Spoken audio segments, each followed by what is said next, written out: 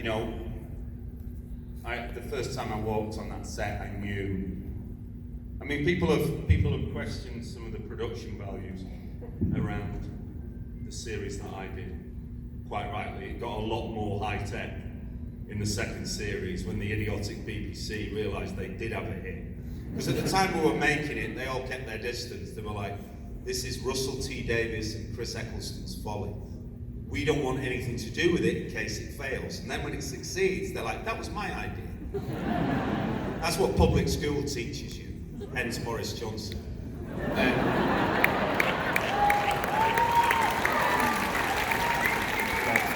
But yeah, I don't think the interior design of the TARDIS, I don't keep up with the show, I don't think it's changed that much because it was so brilliant.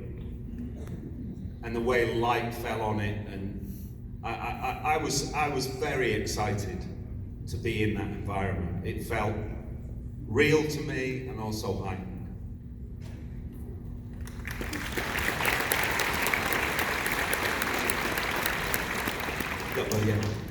Hi. Get used to it, really.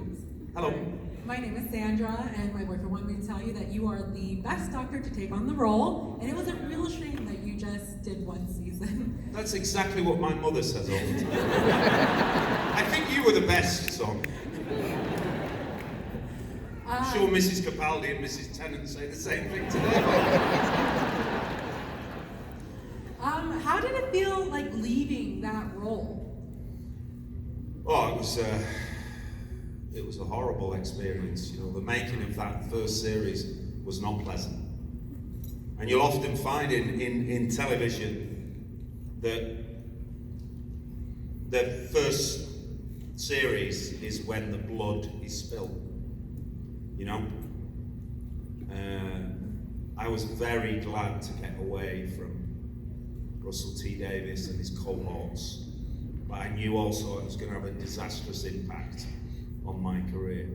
And it did. I was blacklisted.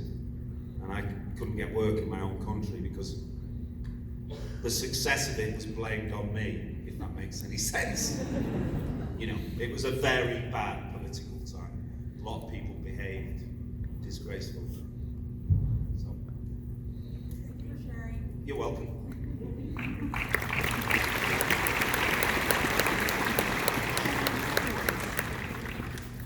I was wondering, what do you think is the best trait for a companion to have?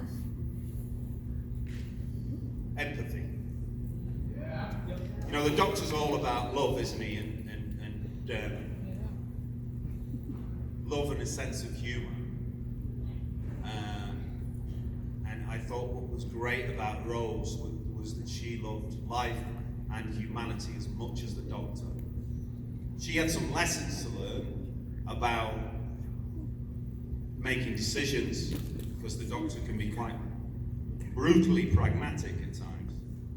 But that's the most important thing. I think empathy and intelligence. But the most important thing is always a sense of humour, isn't it? Because that denotes intelligence, I think.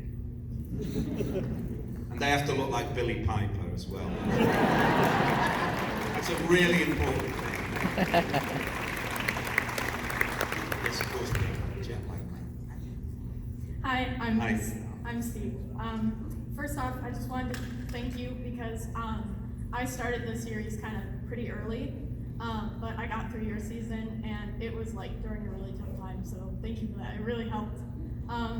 You know, a lot of people have said that to me. It's interesting that there seems to be, the Doctor is associated, I think, with, he's always been seen as something of an outsider. And I think when we're going through periods like that, we feel like we're outside society, don't we?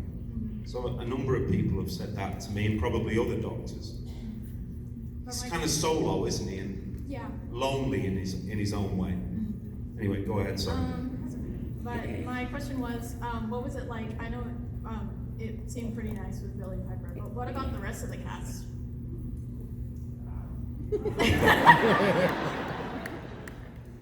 of them were jerks. And some of them weren't. It's like working in an office, right? Do you love all of your colleagues? Right? There's Right. this thing, it's like, oh, you're all actors, you almost love each other. No.